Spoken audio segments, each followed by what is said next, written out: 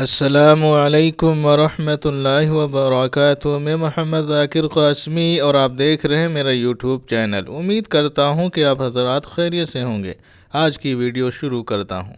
ایک صاحب نے دارالعلوم دیوبند سے سوال کیا ہے کہ کیا چپل جوتا پہن کر کے نماز جنازہ پڑھ سکتے ہیں؟ تو ان کا سوال ہے، نماز جنازہ میں بعض لوگ چپل پہن کر اور بعض لوگ چپل پاؤں سے نکال کر ان چپلوں پر کھڑے ہوتے ہیں، حالانکہ ان چپلوں کا استعمال بیت الخلاء کے لیے بھی کرتے ہیں، تو کیا اس طرح نماز پڑھنا درست ہے؟ یہ چپل بالکل اتار کر علیحدہ رکھنے ضروری ہیں۔ نوٹ: بعض لوگ اپنی بات کو درست کرنے کے لیے یہ بھی کہتے ہیں کہ جب تک چپل پاؤں میں ہے تو چپل اور پاؤں میں اتصال قوی ہے، اور اگر پاؤں نکال کر چپل پر رکھ لیں تو اتصال ضعیف ہے۔ اب اگر نجاست چپل میں ہو تو بھی مضر نہیں ہوگی۔ یہ بات کہاں تک درست ہے؟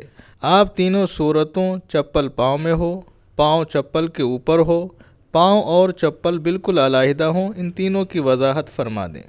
تو دارالعلوم دیوبند نے جواب دیا ہے کہ جوتا چپل پہن کر نماز جنازہ پڑھنے کی صورت میں پورا جوتا یا چپل اور جوتا چپل کی جگہ دونوں کا پاک ہونا ضروری ہے۔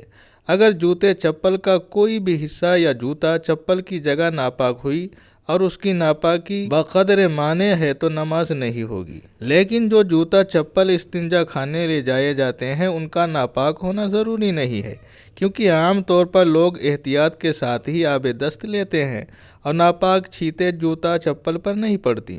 اور اگر جوتا یا چپل کا تلا ناپاک ہو گیا ہو تو پاک زمین پر بار بار چلنے اور رگڑ لگنے سے وہ پاک ہو جاتا ہے۔